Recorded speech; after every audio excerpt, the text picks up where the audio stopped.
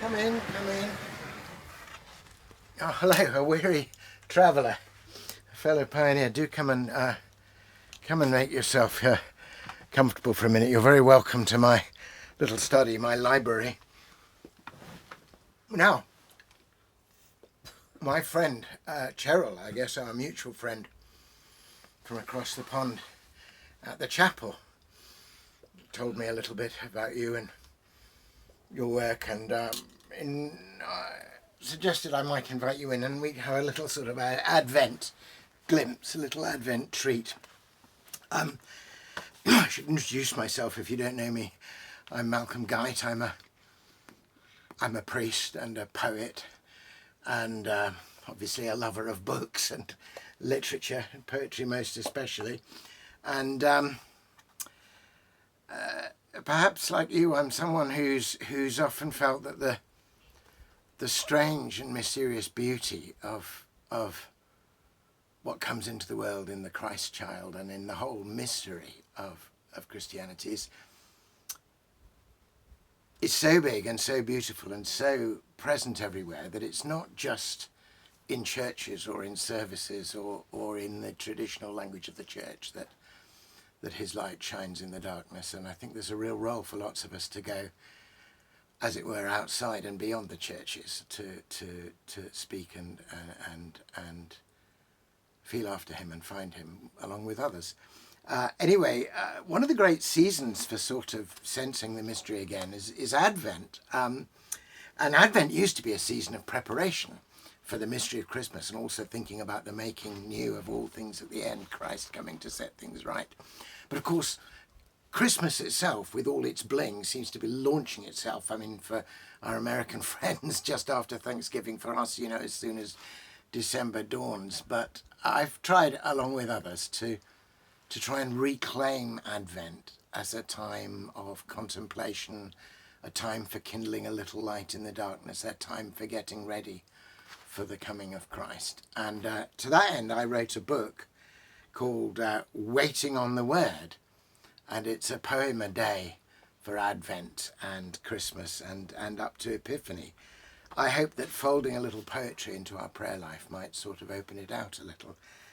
Anyway, Cheryl suggested I might read you one of my own Advent poems from this anthology, and I thought about which one to do, and I thought perhaps one called O Oriens, O Day Star, might be nice. So you may know that in Advent in the Middle Ages, and in fact on beyond it, there were 7 great prayers called the O Antiphons that used to be sung.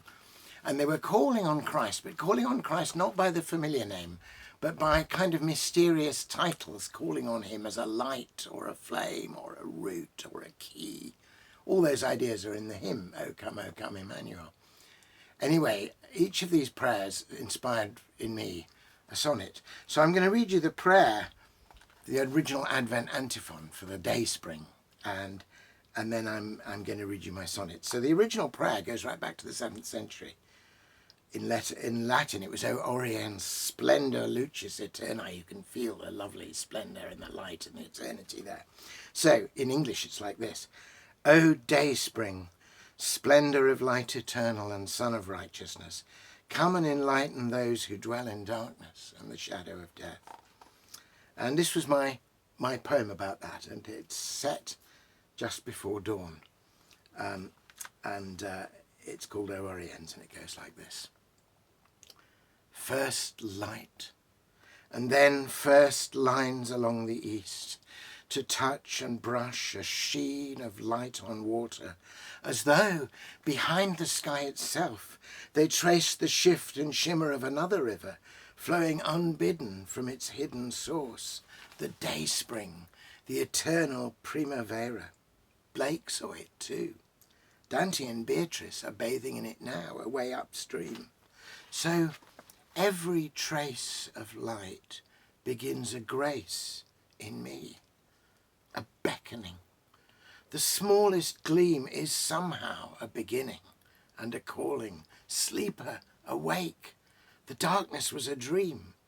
For you will see the day spring at your waking, beyond your long last line the dawn is breaking. So it's a poem of hope and a poem of light in darkness, and I've always loved the reflection of light on water, and it's true, I think every trace of light begins a grace in me, a beckoning. The smallest gleam is somehow a beginning and a calling, and I hope that's true for you, and that just the way this poem might kindle your imagination would kindle a little light for you.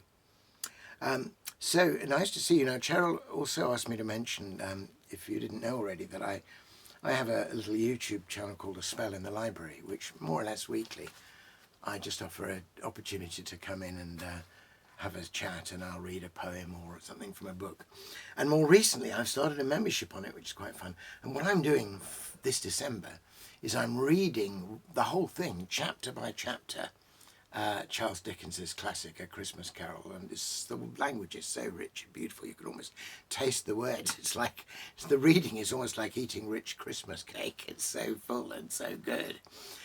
So you're very welcome. I think she's going to offer a link to come and join me for that. But in the meantime, I hope that little poem has been one of the little gleams of light for you, and of a light that we together, perhaps as pioneers and pastors in different ways, might want to share. So thanks for dropping round.